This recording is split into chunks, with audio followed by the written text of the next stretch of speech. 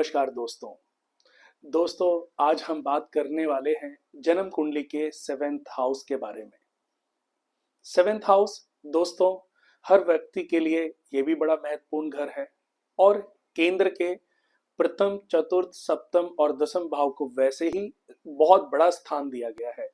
बहुत ही महत्वपूर्ण माना गया है क्योंकि प्रथम, चतुर्थ, सप्तम और दसम इन्हीं को केंद्र कहते हैं, यानी कि जन्म कुंडली के जो 12 भाव हैं उनमें एक अच्छी और बड़ी भूमिका निभाते हैं। जैसे त्रिकोण का बहुत महत्व है, ऐसे ही केंद्र का भी बहुत बड़ा महत्व है। दोस्तों, बात करेंगे हम सेवेंथ हाउस। सबसे पहले तो हम जानते हैं कि सेवेंथ हाउस से क्या देखा जाता है। सेवेंथ हाउस दोस्तों पार्टनर का घर है, आपकी पत्नी का घर है। पत्नी सुख, अदालती झगड़े, लड़ाई, साझेदार, मृत्यु, गमन, चोरी धन की प्राप्ति, पैसे का चोरी हो जाना सप्तम भाव से ही देखा जाता है। कमर या बैक, कमर से नीचे का जो हिस्सा है वहां पर अगर कोई हेल्थ इश्यूज हो तो उसका विचार भी जन्म कुंडली के सेवेंथ हाउस से ही किया जाता है। किसी को लोअर बैक में बहुत पेन रहता है, वो पेन क्यों रहता है उसकी वजह सेवेंथ हाउस में निहित है। अगर बात करें हम संबंधों की तो पति पत्नी का घर है। इसके कारक ग्रहों में शुक्र ग्रह को सबसे अच्छा माना गया, यानी कि अगर किसी भी जातक की जन्म कुंडली में सेवेंथ हाउस में शुक्र बैठ जाए तो उस जातक को स्थान बल मिलता है। शुक्र का सेवेंथ हाउस में होना अच्छी पत्नी के होने का परिचायक भी है। इसके अलावा सेवेंथ हाउस में बृहस्पति अगर किसी मित्र ग्रह के साथ बैठ जाएं तो बहुत अच्छा फल देते हैं। चंद्रमा को भी शुक्र के बाद दूसरा सबसे अच्छा फल देने वाला ग्रह माना गया है। इसके बाद दोस्तों बात करते हैं मरकरी की। मरकरी का सेवेंथ हाउस में होना, बुध का सेवेंथ हाउस में होना कभी कभी फिजिकल लाइफ को थोड़ा सा डिस्टर्ब करता है। इसके अलावा सूर्य बैठ जाएं, मंगल बैठ जाएं या राहु केतु बैठ जाएं, ऐसे व्यक्ति की मैरिड लाइफ में बहुत ट्रबल रहती हैं, बहुत परेशानियां रहती हैं, बहुत दुविधाएं भरी पड़ी रहती हैं। अगर किसी जातक की जन्म कुंडली के सेवेंथ हाउस में शनि बैठ जाए तो ये व्यक्ति को पत्नी से वियोग करा देते हैं, पत्नी दूर चली जाती है या व्यक्ति को खुद दूर जाना पड़ जाता है। कई बार ऐसा भी सुनने में आया है दोस्तों, पत्नी की मृत्यु तक हो जाती है। तो सेवेंथ हाउस किसी भी रूप में पाप ग्रहों के लिए बिल्कुल भी अच्छा नहीं माना जाता।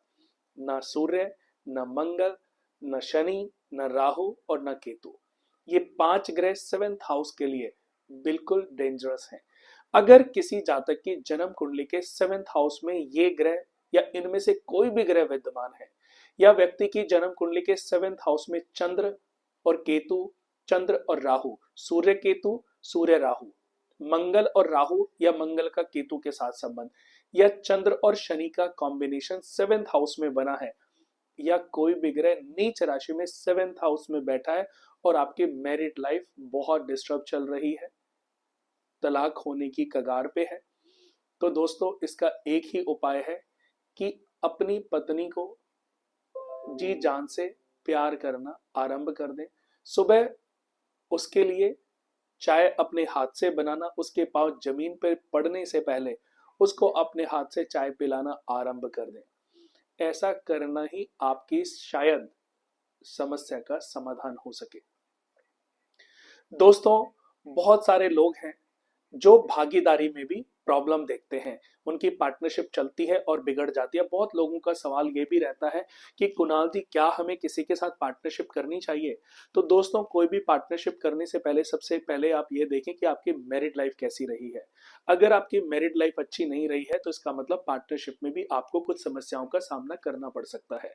सेवेंथ हाउस पार्टनरशिप का भी है और व्यापार का भी है, डे टू डे इनकम का भी है। कुछ व्यापार ऐसे होते हैं दोस्तों, जैसे हमने फैक्ट्री लगाई और फैक्ट्री में हम किसी का प्रोडक्ट बना रहे हैं, हमने उसको माल भेज दिया, पेमेंट आ गई, 30 डेज में हमारे अकाउंट में पेमेंट आ गई।